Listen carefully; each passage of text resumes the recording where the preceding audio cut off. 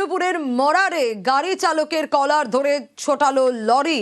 দাঁড়িয়ে থাকা গাড়িতে ধাক্কার পর বচসা। ঠিক কি ঘটেছে আরো বিস্তারিত জানাতে পারবে দেবব্রত, আমার সঙ্গে রয়েছে। দেবব্রত, একদমই দেখা একেবারে মর্মান্তিক ঘটনা।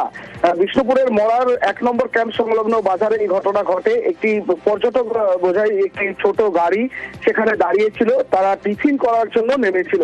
এরপর টিফিন করার জন্য যখনই নামে পেছন থেকে একটি 6 চাকার লরি এসে ধাক্কা মারে।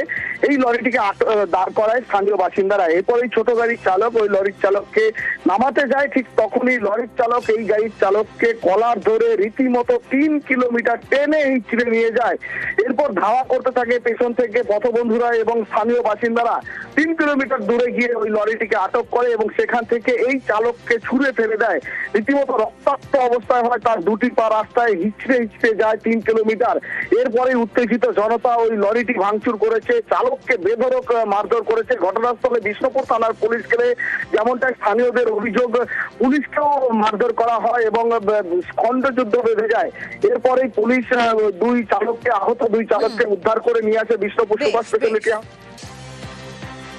ছোট গাড়ি রাস্তার সাইডে দাঁড় করে চা খাচ্ছিল, একটা বড় গাড়ি পিছন থেকে এসে ওই ছোট গাড়ির পেছনে মেরে দেয়। ছোট গাড়ির ড্রাইভার যখন ওই বড় গাড়ির ড্রাইভারের কাছে যায়, তখন ওই কলাটায় ধরে ওই মুহূর্তে রানিং অবস্থায় ওকে টেনে নিয়ে চলে আসছে মোটামুটি 2 থেকে 3 কিলোমিটার। ওই বড় লরিটি? হ্যাঁ, বড় লরিটা।